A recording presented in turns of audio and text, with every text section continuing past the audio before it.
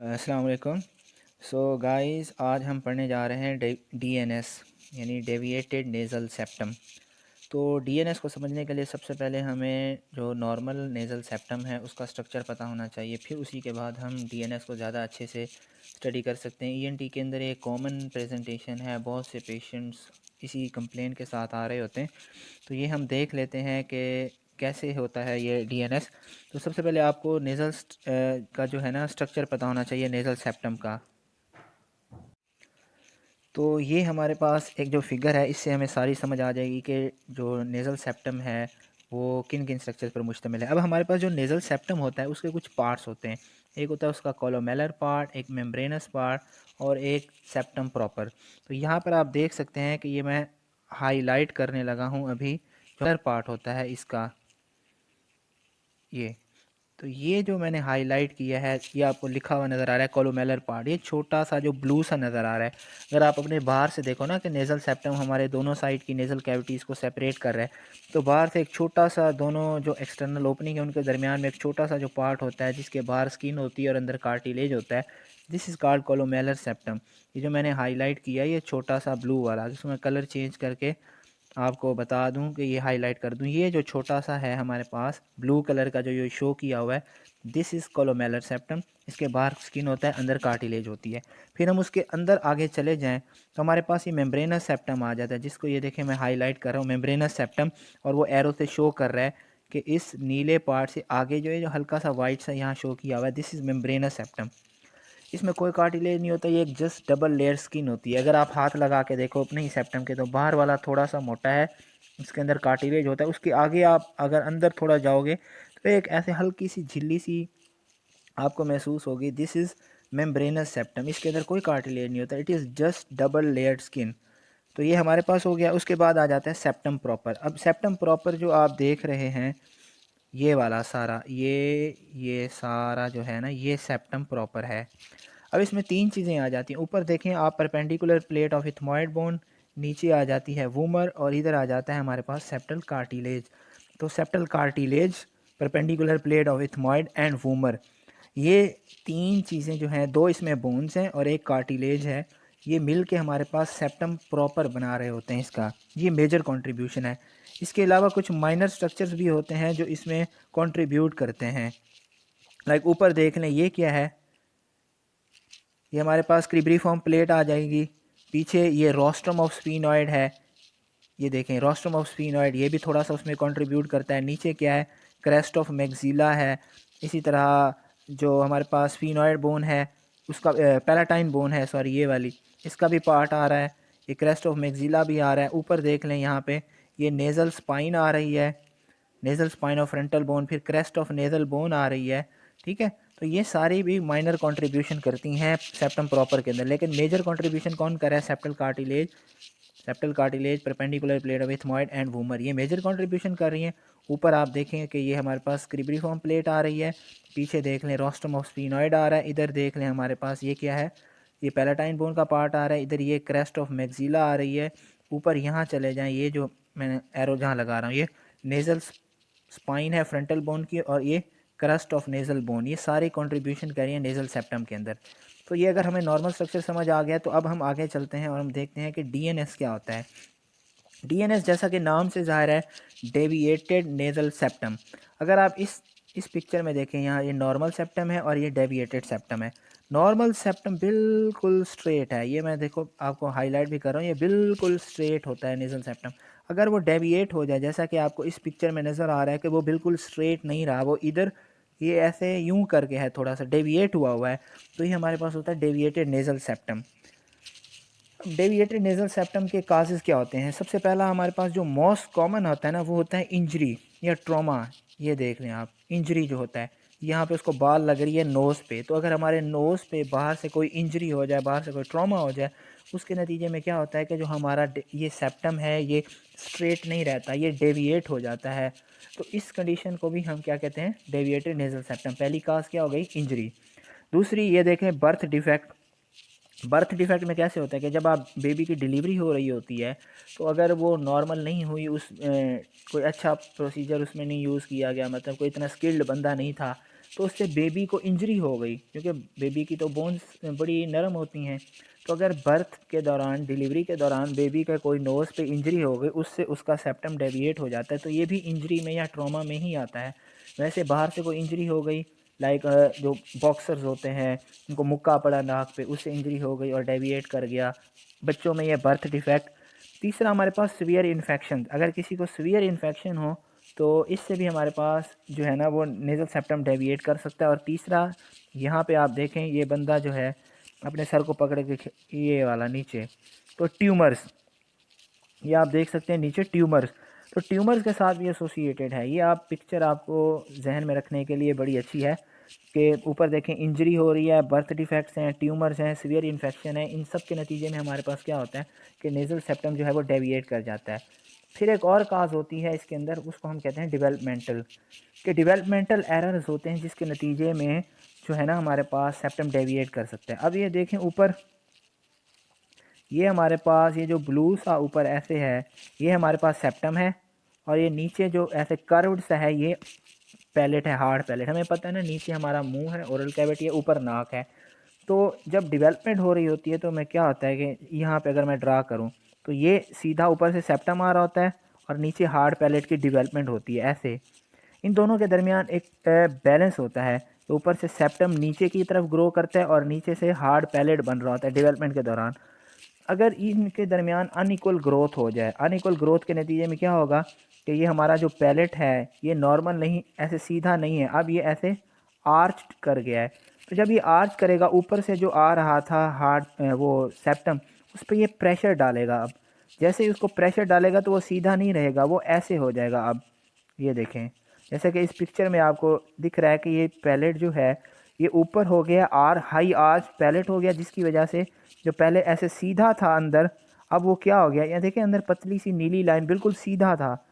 ठीक है, अब वो जब ऊपर हो गया तो ऊपर प्रेशर डालेगा, ऊपर से भी प्रेशर है, नीचे से भी प्रेशर है, तो वो सेप्टम क्या हो जाएगा, दरमियान में डेविएट कर जाएगा। ऐसे ही होता है ना, जैसे आपने देखा होगा अक्सर स्केल जो होता था वो बिल्कुल पतला स्केल बचपन में आप लेते थे, वो वाइंड अप हो जाता था स्केल, मतलब वो बिल्कुल रोल सा बन जाता था, फिर वो खुल जाता था स्केल। तो अगर उस तरह का अगर स्केल लें फोल्डेबल, एक ऊपर से भी उसको दबाएं, नीचे से भी दबाएं, तो होगा क्या, अगर उसको बिल्कुल सीधा करके ऊपर से भी प्रेस करें, नीचे से भी प्रेस करें, तो वो दरमियान में डेविएट कर देगा। इसी तरह ही ये है कि नीचे से हाई आर्च जब पैलेट हुआ तो वो ऊपर प्रेस करता है सेप्टम को, ऊपर से भी सेप्टम प्रेस हो रहा है तो वो दरमियान में डेविएट कर जाता है। जैसा कि ये है, मैं आपको यहाँ पे दिखाऊं, ये देखें इस जगह से भी प्रेस हो रहा है, इस जगह से भी प्रेस हो रहा है, तो वो दरमियान में डेविएट कर जाता है। ये डेवलपमेंटल डिफेक्ट होता है, जिसमें अनइक्वल ग्रोथ हो जाती है between the septum and the hard palate. Then एक अनइक्वल ग्रोथ, देन एक और होता है कि जिन लोगों को एडिनॉइड हाइपरट्रॉफी होती है, तो हमारे एडिनॉइड्स होते हैं पीछे नेजल फेरेंक्स में, उनकी अगर हाइपरट्रॉफी हो जाए तो फिर नेज़ल ऑब्स्ट्रक्शन हो जाती है, वो सही से सांस नहीं ले पाते नाक से, तो फिर वो क्या करते हैं, वो मुंह से सांस लेना शुरू कर देते हैं। और जो मुंह से सांस लेते रहते हैं तो उस मुंह से सांस लेने के नतीजे में भी हाई आर्च पैलेट हो जाता है। तो दूसरा ये काज हो गया। तीसरा ये होता है कि जिन लोगों को डेवलपमेंटल डिफेक्ट होता है क्लेफ्ट लिप, यानी उनका लिप सही नहीं बना होता, या क्लेफ्ट पैलेट होता है, पैलेट में कोई डिफेक्ट रह जाता है बनने में, तो उनके अंदर भी ये डीएनएस हो जाता है। मैं आपको एक पिक्चर दिखाता हूँ, ये देखें, और ये बंदा है, उसका हार्ड पैलेट देखें कितना ऊपर गया हुआ है, ये देखें, ये उसका हार्ड पैलेट इतना ऊपर गया है। तो जब ये ऊपर जाएगा, ऊपर सेप्टम है बिल्कुल, तो सेप्टम को नीचे से पुश करेगा तो सेप्टम जो है वो डेविएट कर जाएगा। तो ये हमारे पास काजेज थे डीएनएस के। अब हमारे पास डीएनएस की टाइप्स होती हैं, 5 तरह का डीएनएस होता है हमारे पास। पहला देख लें आप कि जिसको हम कहते हैं एंटीरियर डेविएशन। ये देखें बिल्कुल इसको सीधा होना चाहिए था ऐसे, अब ये वो एक तरफ को डेविएट हो गया, एक कैविटी में चला गया है। तो जब नेज़ल सेप्टम सीधा ना रहे, किसी एक कैविटी के अंदर चला जाए, या राइट कैविटी के अंदर चला जाए, या लेफ़्ट कैविटी के अंदर डिसलोकेट हो जाए, तो इस कंडीशन को हम क्या कहते हैं, कॉर्डल एंटीरियर डेविएशन। अब इसमें देखें दूसरा है सी शेप डेविएशन, ये सी शेप इस तरह डेविएट हो गया है, तो इसको कहते हैं सी शेप डेविएशन। इसमें देखें दो है, ऊपर से यूं है, नीचे से फिर यूं है, तो ये एस शेप डेविएशन है। तो ये एस शेप डेविएशन हो गई। यहाँ देखें आप, ये सी शेप डेविएशन, ये एस शेप डेविएशन हो गई। अब देखें सी शेप डेविएशन में ये दूसरी तरफ के आप वो देखें टर्बिनेट्स देखें। अब देखें जब एक कैविटी की तरफ वो ज़्यादा हो गया, तो दूसरे वाली कैविटी में आप देखो स्पेस ज़्यादा हो रही है, इस तरफ स्पेस कम है, इस तरफ स्पेस जो है वो ज़्यादा हो गई है। मैं आपको दिखा देता हूँ, यहाँ पे मार्क करके कलर चेंज कर लूँ मैं। इस तरफ देखें आप, स्पेस ज़्यादा हो गई है, तो वो ज़्यादा नेज़ल कैविटी के अंदर जब स्पेस ज़्यादा होती है तो उसको कंपेंसेट करने के लिए जो हमारे वो होते हैं टर्बिनेट्स, उनकी हाइपरट्रॉफी हो जाती है। तो ये आपने याद रखना है कि जब भी सी शेप डेविएशन होगी नेज़ल सेप्टम की, तो जो जिस तरफ डेविएट होगी उस तरफ स्पेस कम हो जाएगी, दूसरी तरफ ज़्यादा हो जाएगी। तो वहाँ पर कंपेंसेट करने के लिए हमारे पास क्या होता है कि जो टर्बिनेट्स हैं उनकी हाइपरट्रॉफी हो जाती है। This is known as C shape deviation. ये फिर आपने देख लिया एस शेप डेविएशन, दोनों तरफ हो रही है, पहले यहाँ डेविएशन हुई, फिर ये नीचे यहाँ आके डेविएशन होगी, तो this is S shape deviation. चौथी है हमारे पास सेप्टल स्पर। अब इसमें देखें एक स्पर बन रहा है, ये इस जगह पे सेप्टल स्पर बन रहा है, बिल्कुल पहले सीधा आ रहा था, एक चोंच सी निकली हुई है वहाँ से, सेप्टल स्पर। अब इसको हम कहते हैं सेप्टल स्पर। अब ये सेप्टल स्पर में क्या होता है कि ये देखें सेप्टल स्पर जाके यहाँ टर्बिनेट्स को टच कर रहा है, लैटरल वाल को। तो जब ये लैटरल वाल को सेप्टल स्पर टच करता है तो इससे एक तो वहाँ पे टच करने के नतीजे में हेडेक होता है, वहाँ की नर्व्स इरिटेट होती हैं, हेडेक होता है। दूसरा फिर वहाँ पर म्यूकोसा को इरिटेट कर रहा है तो वहाँ से ब्लीडिंग भी होती है। इसलिए जो सेप्टल स्पर वाला होता है उसमें ब्लीडिंग होती है ज़्यादा, ये आपने याद रखना है। इसलिए मैंने पूरी स्क्रीन पे सिर्फ ये ब्लीडिंग लिख दिया ताकि आपको याद रहे कि इसमें ब्लीडिंग होती है। दूसरा इसमें हेडेक होता है। फिर ये लास्ट देखें कि ये थिक हो गया है, ये लास्ट आप देख लें कि सेप्टम जो बीच में था वो थिक हो गया है, किसी एक तरफ डेविएट नहीं हो गया, इसको सेप्टल थिकनिंग कहते हैं। ये 5 तरह का हमारे पास डीएनएस होता है। अगर एक कैविटी में चला जाए anterior dislocation, C shape deviation, S shape deviation, septal spur और सेप्टल थिकनिंग। तो अब इसके हमारे पास सबसे पहले सिम्टम्स देख लें। मैं आपको पहले यहाँ देखो क्लिनिकल फीचर्स क्या होते हैं। सबसे पहला है नेज़ल ऑब्स्ट्रक्शन। जाहिर सी बात है कि जब सेप्टम हमारा दरमियान में, तो दोनों तरफ से नेज़ल कैविटी जो है वो इक्वल स्पेस है उनके पास। अगर वो किसी एक तरफ चला जाए तो उस साइड पे जो है हमारे पास क्या हो जाएगी, स्पेस कम हो जाएगी, तो नेज़ल ऑब्स्ट्रक्शन हो जाएगी। तो नेज़ल ऑब्स्ट्रक्शन जो होती है वो कई लेवल पे हो सकती है। अब पीछे आ जाए इस डायग्राम में, तो यहाँ पे आप देखें ये नंबर दिए हुए हैं, मैं आपको मार्क करता रहता हूँ, वो जगह मार्क करके दिखा देता हूँ ब्लैक से। ये 1 वाला जो एरिया है तो ये वेस्टिब्यूल का एरिया है, यहाँ पे सेप्टम ऑब्स्ट्रक्शन हो सकती है। दूसरी 2 वाला जो एरिया है ये नेज़ल वैल्व का एरिया है, यहाँ पे ऑब्स्ट्रक्शन हो सकती है। 3 वाला जो एरिया है ये एटेक एरिया, यहाँ पे ऑब्स्ट्रक्शन हो सकती है। 4 वाला ये देख रहे हैं आपको 3 टर्बिनेट्स नज़र आ रहे हैं, तो टर्बिनेट के लेवल पे ऑब्स्ट्रक्शन हो सकती है। ये 5 वाला क्या है, कॉइनल एरिया है, टर्बिनेट्स के पीछे कॉइना होता है ना, तो यहाँ पे ऑब्स्ट्रक्शन हो सकती है। तो 1 2 3 4 5 इन लेवल पे ऑब्स्ट्रक्शन हो सकती है। कौन कौन से, पहला वेस्टिब्यूल का एरिया, फिर ऊपर चले जाए नेज़ल वैल्व होता है। तो ये नेज़ल कैविटी की एनाटॉमी में आपको पता होगा कि लैटरल वाल पर एक वेल्व सा होता है। वेल्व समझ लें कि एक दरवाज़ा टाइप, कोई भी वेल्व जो होता है ना उसकी मिसाल ले लिया करें एक दरवाजे से, जो कंट्रोल करता है कि वो रास्ता जो है वो ओपन होगा या बंद होगा, कितना ओपन होगा। तो नेज़ल वेल्व होता है एक लेटरल वाल पे, तो उस जगह पे ऑब्स्ट्रक्शन हो सकती है। ये लेवल बता रहे हैं कि इस लेवल पे ऑब्स्ट्रक्शन हो सकती है। लेकिन ऑब्स्ट्रक्शन क्यों होगी, क्योंकि वो नेज़ल सेप्टम जो है वो एक तरफ चला गया है, तो उस तरफ जो है वो हमारे पास स्पेस जो है वो कम हो गई है। तो ये फिर उनके एरिया हैं। एटेक लेवल पे हो सकती है, यहाँ 3 नंबर पे, यहाँ पे हो सकती है, इस जगह पे। एक मिनट, ये कलर मैं चेंज कर लूँ। ये इस जगह पे हो सकती है, इस जगह पे हो सकती है, इस जगह पे हो सकती है। तो ये सारे हमारे जो हैं लेवल्स हैं ऑब्स्ट्रक्शन के। अब ऑब्स्ट्रक्शन जो है वो यूनिलैटरल भी हो सकती है, बाईलैटरल भी, यानी एक नाक में ऑब्स्ट्रक्शन है, दूसरे नाक में भी हो सकती है। वो डिपेंड करता है कि हमारे पास जो डीएनएस है वो किस टाइप का है। अगर हम पीछे चलें अपनी टाइप्स देखें, अगर आप पहली देखें इंटीरियर वाली, तो उसमें वो एक तरफ ज़्यादा है, तो इसमें यहाँ ऑब्स्ट्रक्शन होगी। यहाँ तो स्पेस ज़्यादा है इस जगह पे, तो यहाँ ऑब्स्ट्रक्शन नहीं होगी। सी शेप में भी देखें, यहाँ स्पेस ज़्यादा है, यहाँ ऑब्स्ट्रक्शन नहीं होगी, यहाँ होगी। अब एस शेप में देखें, यहाँ भी स्पेस कम हो गई, यहाँ भी कम होगी, तो एस शेप में दोनों तरफ डेविएशन होगी। अब सेप्टल स्पर में देखें, इस तरफ तो ऑब्स्ट्रक्शन होगी, इस तरफ नहीं होगी। और सेप्टल थिकनिंग में दोनों तरफ ऑब्स्ट्रक्शन होगी, क्योंकि दोनों तरफ की स्पेस छोटी हो गई है। तो यूनिलैटरल भी हो सकती है, बाईलैटरल भी हो सकता है। ये डिपेंड करता है कि हमारे पास कौन सा सेप्टम है। मोस्ट कॉमन जो प्रेजेंटेशन होती है डीएनएस की वो यही होती है कि सेप्टल डेविएशन है। फिर हम करते हैं कॉटल टेस्ट, जब हमें पता लगे ना कि बंदे को नेज़ल ऑब्स्ट्रक्शन, हम कॉटल टेस्ट करके देखते हैं। कॉटल टेस्ट इसलिए होता है कि बाज़ औक़ात अगर नेज़ल वैल्व जो भी आपको मैंने बताया था, उसकी अगर ऑब्स्ट्रक्शन हो, उसकी कोई डिफ़ेक्ट है, तो उस वजह से भी तो ऑब्स्ट्रक्शन हो सकती है। ऐसे ही है जैसे आपने एक रूम से दूसरे रूम में जाना है, उन दोनों के दरमियान एक दरवाज़ा है, अगर वो दरवाज़ा किसी वजह से बंद है तो आप नहीं जा सकते ना, ऑब्स्ट्रक्शन हो जाएगी। तो यही है कि अगर नेज़ल वैल्व जो है ये एक हमारा दरवाज़ा है, बाहर के इन्वायरमेंट और नोज़ के अंदर की जो कैविटी है उसके और बाहर के इन्वायरमेंट में एक दरवाज़ा है। अगर ये दरवाज़ा अब जो है वो हमारे पास बंद हो तो हमारे पास क्या हो जाता है, ऑब्स्ट्रक्शन हो जाएगी। इसीलिए हम इसको टेस्ट करने के लिए हम चेक करने के लिए हम करते हैं कॉटल टेस्ट। उसमें क्या होता है कि ये जैसे आपने देख रहे हैं उंगलियां उसकी चीक पे रखते हैं जिस साइड की ऑब्स्ट्रक्शन हो। लेट्स सपोज अगर उसको ये राइट साइड है और ये लेफ़्ट साइड है तो उसको राइट नोज़ की ऑब्स्ट्रक्शन है, तो हम देखना चाह रहे हैं कि राइट साइड का नेज़ल वैल्व ठीक है, तो हम राइट साइड की चेस्ट इस पे चेस्ट कह रहा हूँ, ये चीक पे दो उंगलियां ऐसे रखेंगे और ये एरो आपको नज़र आ रहा है, लैटरली उसको पुश करेंगे चीक को। अगर इस तरह लैटरली चीक पुश करने से उसकी जो है ना हमारे पास नेज़ल ऑब्स्ट्रक्शन में फ़र्क आता है, कुछ बेहतरी आती है, तो ये इस बात की इंडिकेशन होती है कि इसको नेज़ल वैल्व का मसला है। क्योंकि जब हम उसको चीक को लैटरली पुश करते हैं तो नेज़ल वैल्व खुल जाता है, इससे हमारे पास नेज़ल ऑब्स्ट्रक्शन में रिलीव होता है। लेकिन अगर उसको फ़र्क नहीं पड़ रहा, जैसे पहले था अब भी वैसे ही है, तो इसका मतलब कि नेज़ल वैल्व का इशू नहीं है, नेज़ल ऑब्स्ट्रक्शन की कोई और काज है। तो ये बीच में कॉटल टेस्ट आ गया, ये आपको बताना ज़रूरी था।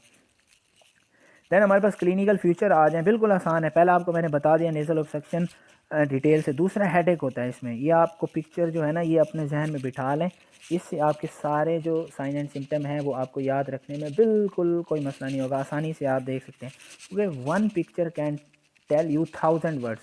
अगर आप 1000 वर्ड्स याद रखें बगैर किसी पिक्चर के तो वो इतना इफेक्टिव नहीं होता। लेकिन अगर आप एक पिक्चर देख लें तो सामने आपके जहन में हमेशा एक स्केच रहता है। पिक्चर से याद रखने की हमेशा हमेशा कोशिश किया करें, जब भी पढ़ना हो पिक्चर से पढ़ा करें, तो इससे बहुत इफेक्टिव होता है।